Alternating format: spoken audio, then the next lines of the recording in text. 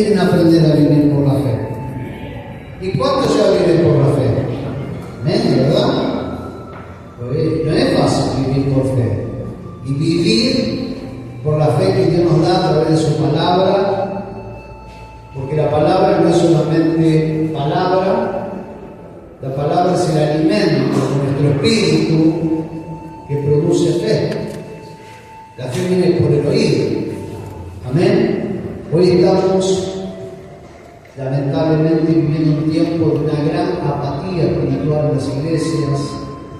Es como que uno tiene que remarla para que la gente venga, para que venga y alabe y adore, por favor vení, los llamamos por teléfono, venga, no sé qué, no se estanque, y por ahí es una apatía, ¿no?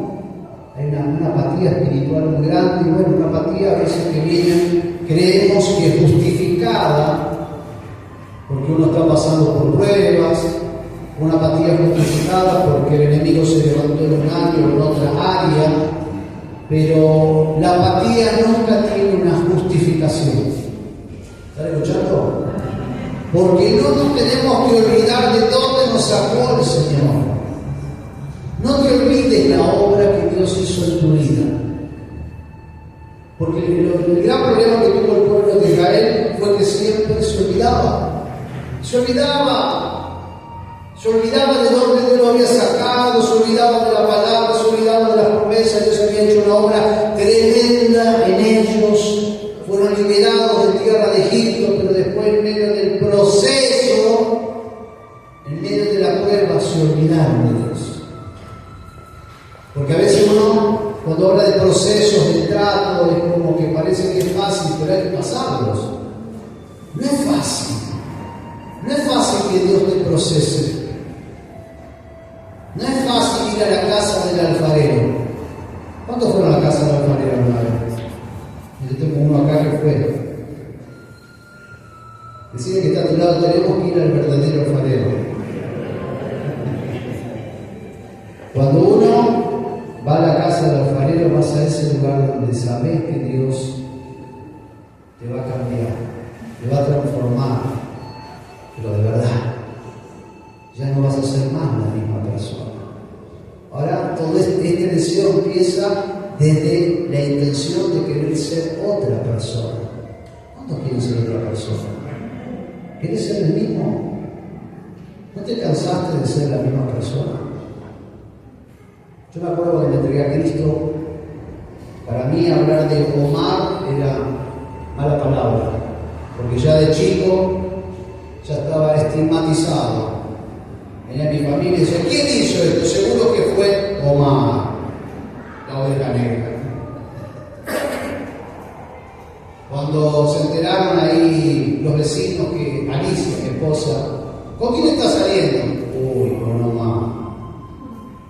Se agarraban la cabeza diciendo, oh. Venían y le aconsejaban a la madre, al padre. Fíjese, porque Omar estaba marcado. Omar, sí, la verdad que era del terror, Omar. No es lo que hoy Dios hizo en mi vida. Y me acuerdo que cuando me entregué al Señor, tenía tantas ganas de cambiar, no quería ser más la misma persona, necesitaba un cambio de rumbo en mi vida. Ya no quería ser el mismo mentiroso, ya no quería seguir viviendo de apariencias, ya no quería seguir ocultando cosas que estaban dentro mío, porque si hay algo, escuchá lo que te digo, si hay algo que te provoca un peso espiritual y hace que pierdas la libertad, que te mueras en vida, ¿sabes qué es? La culpa. La culpa genera un peso espiritual. Cuando uno se siente culpable y no se siente perdonado, la culpa, eres el culpable porque tu pareja no tuvo éxito, eres culpable porque tu matrimonio se vino abajo, eres culpable porque tu economía, mirá cómo quedó, eres culpable por la enfermedad de tal cosa, la culpa, ¿por qué? Porque hice esto mal, aquello mal, eso llega un momento que te da tanta opresión que uno puede terminar enfermo, encorvado, porque provoca un peso. Yo me acuerdo que en mi vida me sentía tan culpable. Y cuando escuché que Jesús perdonaba los pecados, yo dije, bueno, que alguien me perdone. Y oraron por mí y yo percibí el perdón, porque cuando Dios te perdona los pecados, uno percibe el perdón. Vos lo sentís. Y yo sentí que toda esa montaña que estaba sobre mi vida, el Señor me había hecho libre. Y yo antes no podía querer a nadie, sin embargo a partir de ese momento podía amar a la gente, podía mirar a los ojos. Y me acuerdo que había llegado a tal punto que yo me miraba en el espejo y me aborrecía, la verdad. Tenía bronca, yo decía, yo quiero ser otra persona. Como quería ser otra persona y no sabía qué hacer para cambiarme, dije, bueno, por lo menos me cambio el peinado. Yo me peinaba raya al costado y me puse raya al medio. Parecía esos hombres de los años 30, ¿se acuerdan? Usaban la raya al medio con los bigotes. Y algunos se reían, amigos, yo, ¿qué te hiciste?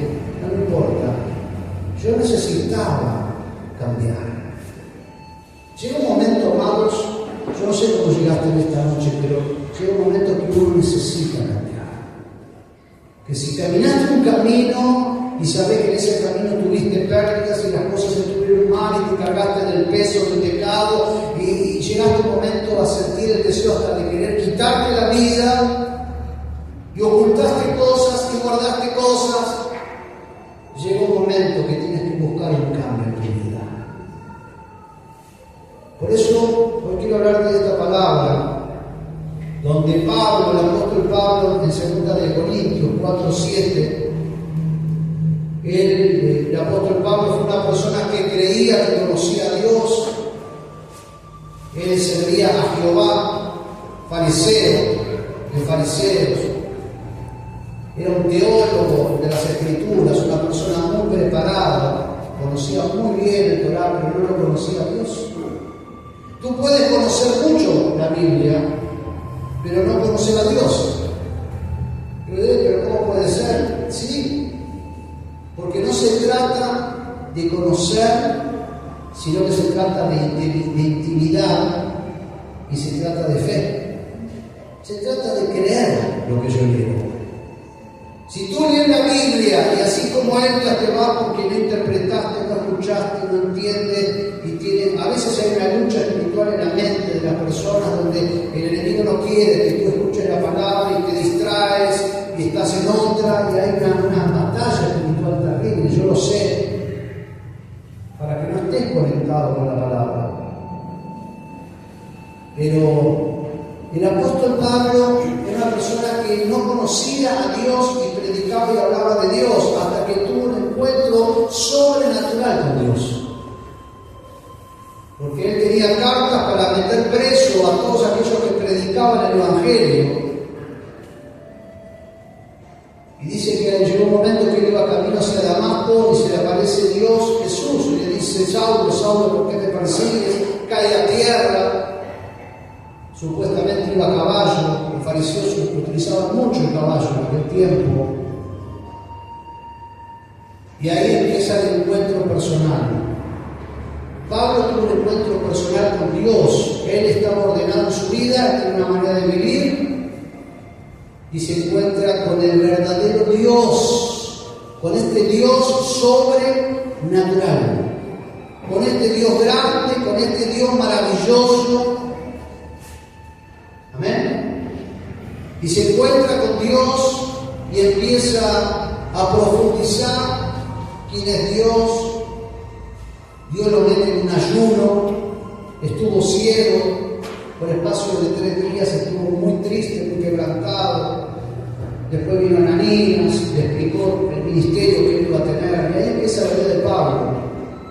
Entonces, a raíz de ese momento, Pablo empezó a tener una vida totalmente diferente a la que tenía cuando era fariseo. Y Pablo escribe en estas cartas, ustedes van a encontrar muchas cartas, las cartas de Pablo son la mayoría que están en el Nuevo Testamento.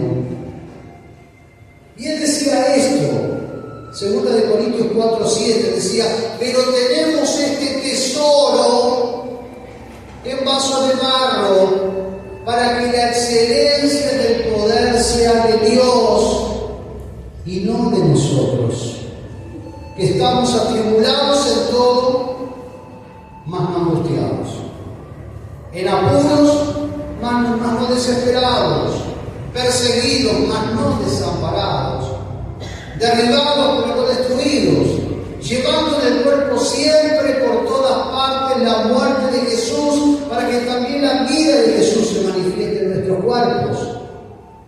Porque nosotros que vivimos siempre estamos entregados a muerte por causa de Jesús, para que también la vida de Jesús se manifieste en nuestra carne mortal, de manera que la muerte actúe en nosotros y en nosotros la vida, pero teniendo el mismo espíritu de fe conforme a lo que está escrito, creí, por lo cual hablé. Nosotros también creemos, por lo cual también hablamos, sabiendo que el que resucitó al Señor a nosotros también nos resucitará con Jesús y nos presentará juntamente con vosotros, porque todas estas cosas que padecemos por amor a vosotros, para que abundando la gracia por medio de muchos, la acción de gracia sobreabunde para la gloria de Dios. Y decía Pablo, por tanto, no desmayamos. Por tanto, ¿qué? No desmayamos. Antes, aunque nuestro hombre exterior se va desgastando, porque cada vez lo vamos haciendo más viejitos, el interior, no obstante, se renueva de día en día.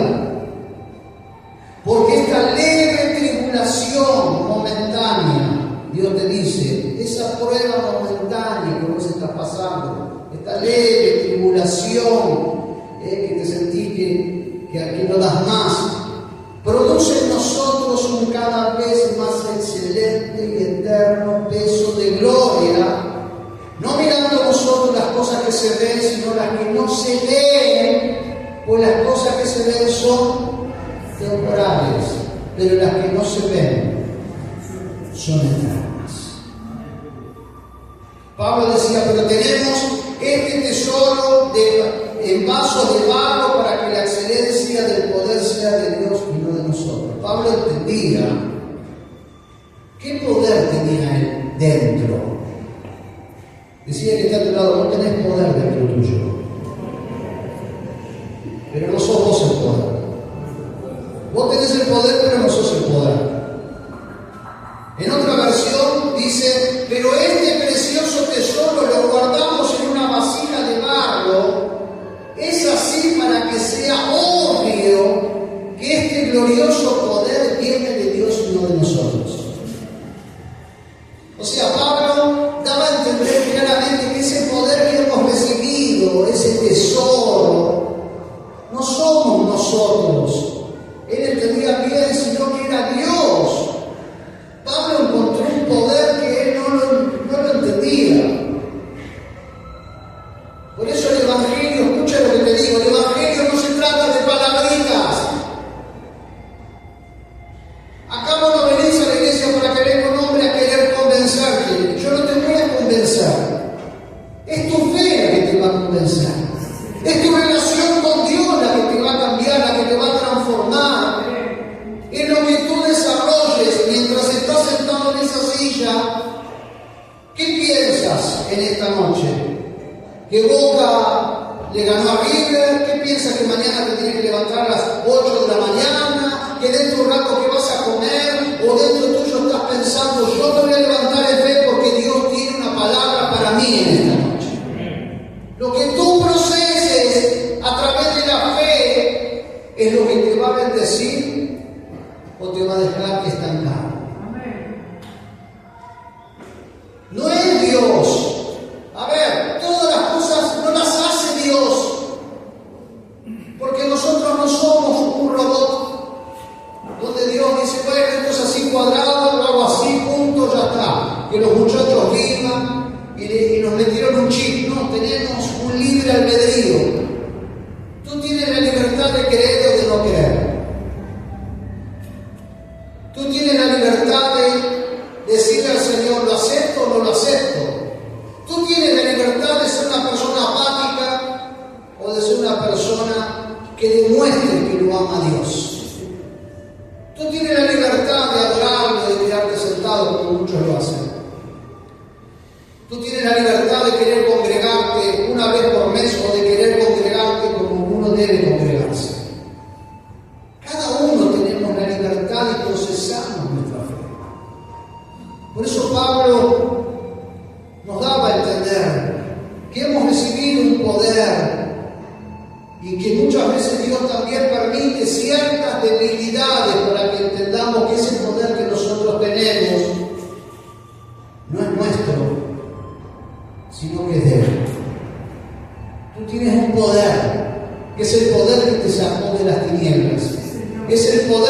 hizo libre del vicio del cigarrillo. Es el poder que rompió la atadura con el alcohol. Es el poder que te hizo libre de las drogas. Es el poder que rompió las hechicerías y las brujerías. Ese poder está dentro tuyo. Mira qué poder que tiene la iglesia. Tenemos un poder. Tenemos este tesoro en vasos de barro, hay un poder, una unción. Hay algo tan fuerte que Dios desató sobre nosotros. Y Pablo daba a entender que la persona de fe siempre ve más allá de la prueba. Cuando no vemos la salida, lamentablemente es porque hemos perdido la fe. Cuando no vemos la salida es porque estamos pasando por una crisis de fe. Muchos en la Biblia pasaron por crisis de fe. El profeta Jeremías tuvo una tremenda crisis de fe. Llegó a decirle a Dios: esto no será una ilusión, esto no será aguas que no son estables. ¿Es verdad esto? ¿No te parece una crisis de fe? El gran profeta Jeremías, el gran profeta Elías, que vio cómo caía fuego del cielo, cómo se detuvo la lluvia, cómo se desató la lluvia a través de su oración. Una persona que tenía relación con Dios, una persona que conocía las cosas sobrenaturales. Sin embargo, en un momento cayó en depresión y quedó debajo de un enebro, deseando morirse. ¿Cómo lo podemos entender? Porque tenemos esta excelencia, este poder de Dios que hace que veamos cosas terribles, que podamos ver personas sanadas, restauradas por milagros extraordinarios, pero este poder de Dios está dentro del vaso de barro. Tenemos esta excelencia. Y decía Pablo que estamos atribulados todos, en todo, mas no angustiados, en apuros, mas no desesperados, perseguidos, mas no desamparados, derribados, mas no destruidos.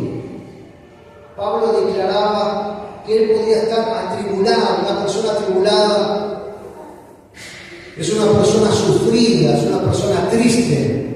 Una persona atribulada es una persona que está rodeada de ciertas situaciones, está atormentado. Y él decía: yo puedo estar atribulado, pero no angustiado. ¿Está escuchando?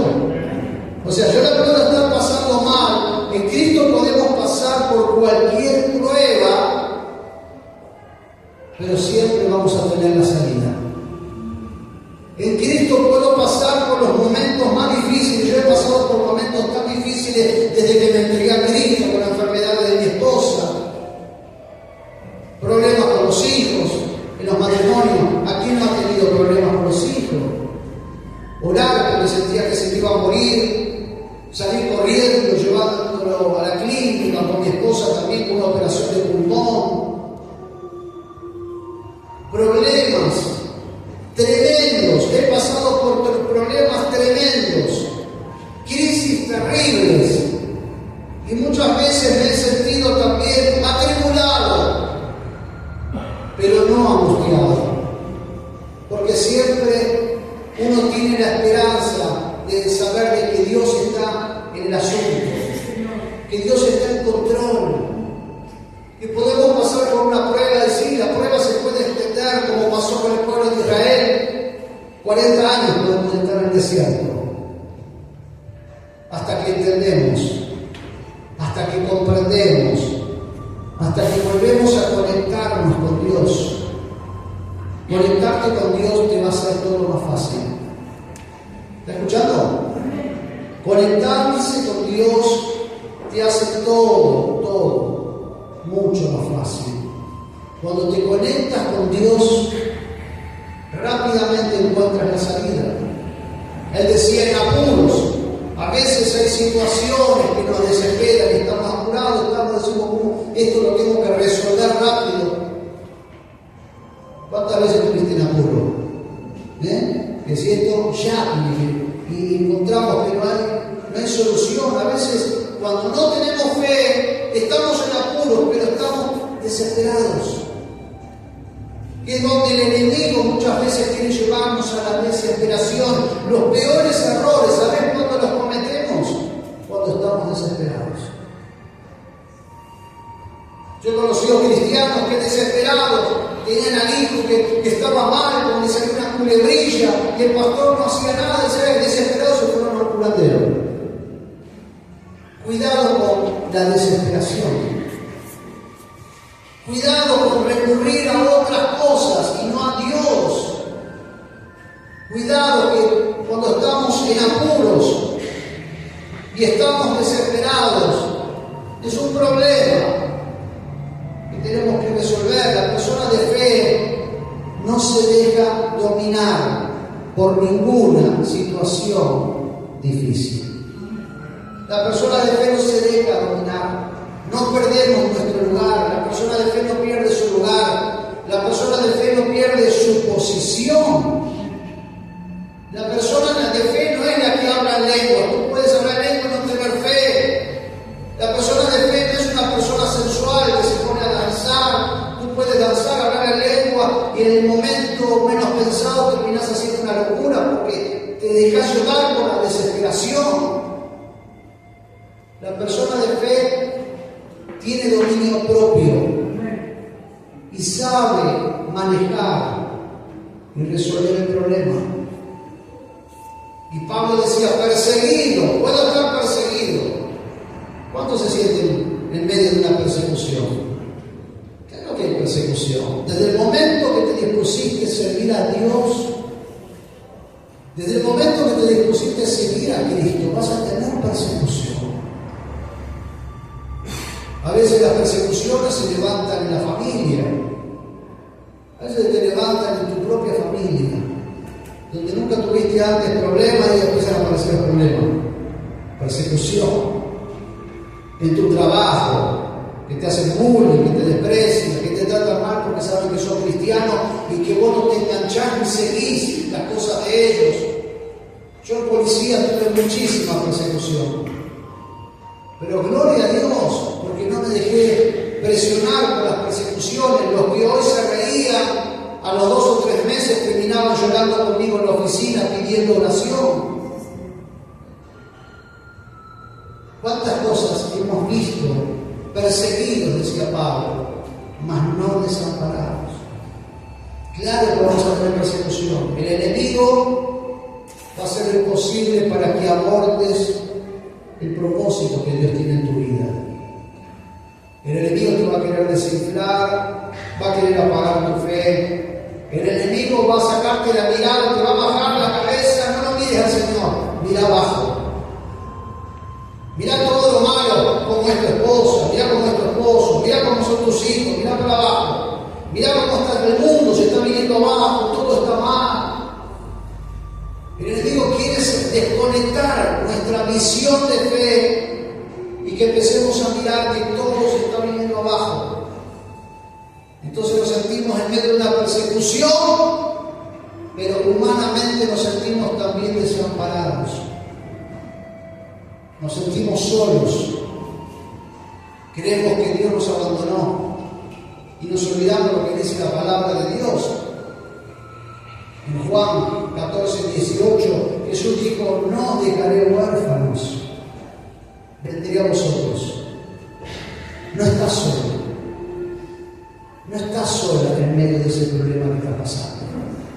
Estás pasando por esa enfermedad. A veces hay enfermedades que parece que uno se va a morir en esa enfermedad. Y el enemigo te hace un pelón en tu cabeza. Te vas a morir, te va a pasar esto, ya no hay salida para vos. Pero tú declaras el poder de la palabra. Puedo estar perseguido, mas no desamparado. Levanta tu mano y decir, no estoy desamparado. Declara, no estoy desamparado. Declararlo, decir, derribado, mas no destruido. Dios está con su iglesia. Un aplauso grande.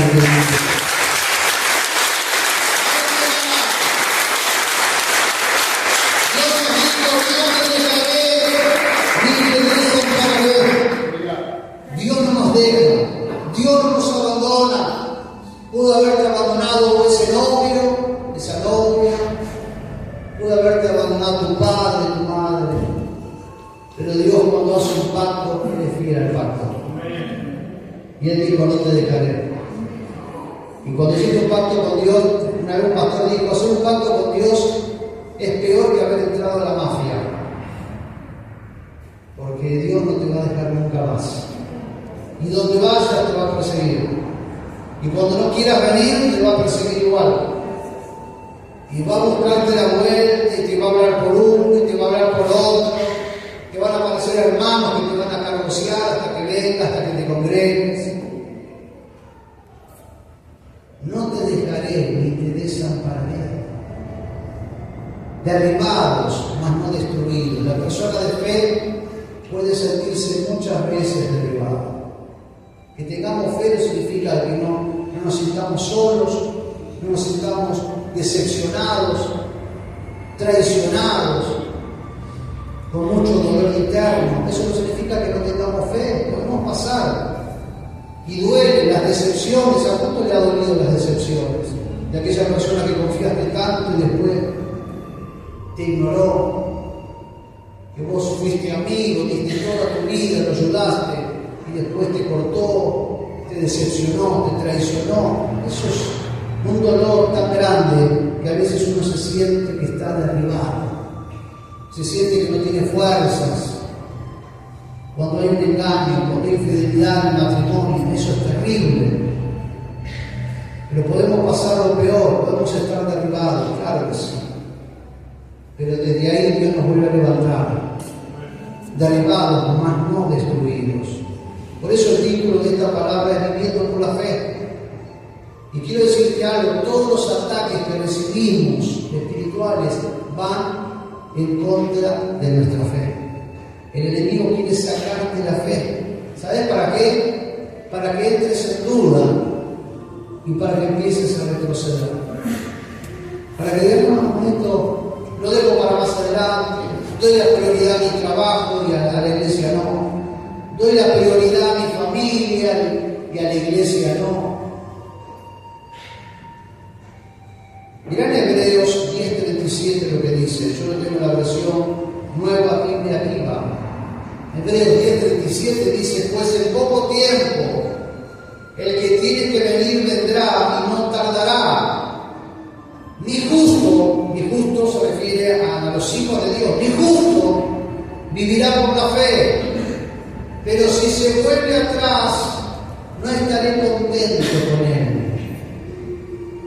Si volvemos atrás, Dios no se pone contento con nosotros. Mas nosotros no somos de los que se vuelven atrás y terminan perdiéndose, sino de los que tienen fe y alcanzan la salvación.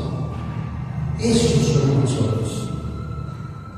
Dios quiere levantar una iglesia de fe. Dios quiere que aprendamos a vivir por fe.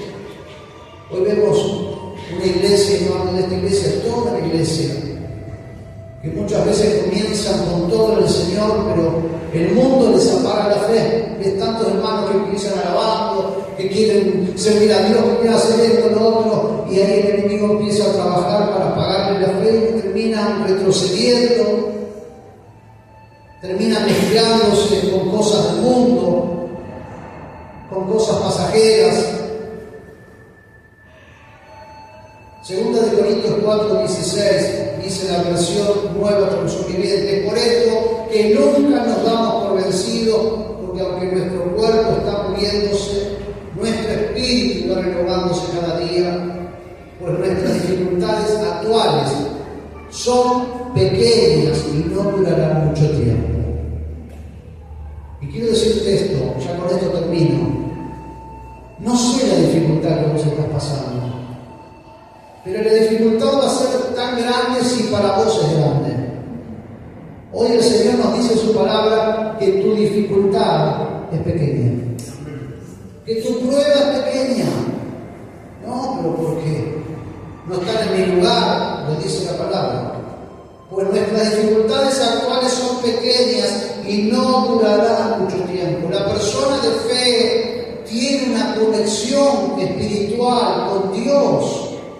La persona de fe sabe de que en medio de la prueba que está pasando, Dios lo va a sacar adelante. La persona de fe nunca se da por vencida. La persona de fe siempre ve una salida. La persona de fe tiene esperanza. La persona de fe camina y avanza en fe, aunque vea que no hay una salida. La persona de fe ve que ahí hay una puerta abierta. La persona de fe ve porque la fe te muestra cosas. El que no tiene fe no ve nada. El que no tiene fe lo único que ve es lo malo. El que no tiene fe lo único que ve, acá falta esto, hay que hacer otro, ve los pecados de todo el mundo. Que el hermano tiene que cambiar esto, el otro tiene que cambiar lo otro. Pero la persona de fe no está conectada con eso. La persona de fe está conectada con Dios. Y la persona de fe ve lo que el mundo no puede ver. Y ve de que Dios está con él o con ella. La persona de fe se siente tan conectado con Dios que no necesita arrodillarse para orar porque está en una continua oración. Va a trabajar y ora. Se mete en el baño y ora. Está cocinando y ora. Abraza a su esposa y le da gracias a Dios. Le da gracias por la mascota que tiene. Es una persona que tiene comunión con Dios. Y la comunión con Dios hace que nuestra fe aumente todos los días un poco más. Por eso quiero dejarte esta palabra. Y quiero decirte, amado, que después de esta prueba que estás pasando, no vas a ser más la misma persona.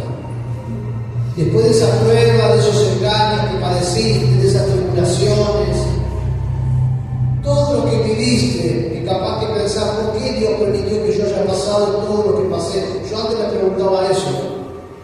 Yo decía, Señor, llegué a los 27 años en tu camino. ¿Por qué no llegué antes? ¿Por qué lo permitiste? Y Él sabe por qué. Hoy hay muchas respuestas que tengo hoy y antes no las tenía. Por eso quiero decirte que van a haber muchas cosas que hoy no las vas a entender. Pero Dios no nos llama a que entendamos todo.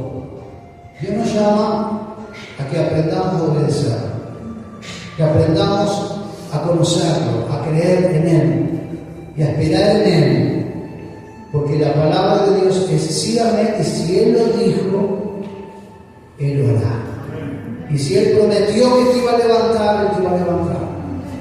Y si Él dijo de que tu prueba durará poco tiempo y que va a venir cada vez más excelente peso de gloria, significa que va a venir más poder, más unción, más presencia, más revelación, más cambio, más transformación, más fe. Algo grande vendrá sobre tu vida. Por eso, exáltale a Dios, glorifícale a Dios y dile al Señor, Señor, soy débil, soy un vaso de barro, pero que tú te puedas hacer fuerte en mi interior, que tú me puedas usar en este tiempo, porque todo esto va a pasar, cielo y tierra pasa. Amén. Y en el momento perfecto estaremos todos delante del Señor. Estaremos toda la congregación, yo siempre digo así, un retiro espiritual con Dios. ¿A cuánto le gustaría? Imagínate lo que va a ser eso. Cuando sea el sonar de las trompetas, que el Señor arrebate a su iglesia. Va a ser glorioso. Va a ser hermoso. Pero hoy estamos en este cuerpo, podemos estar perseguidos, mas no desamparados. Cierra tus ojos donde estás.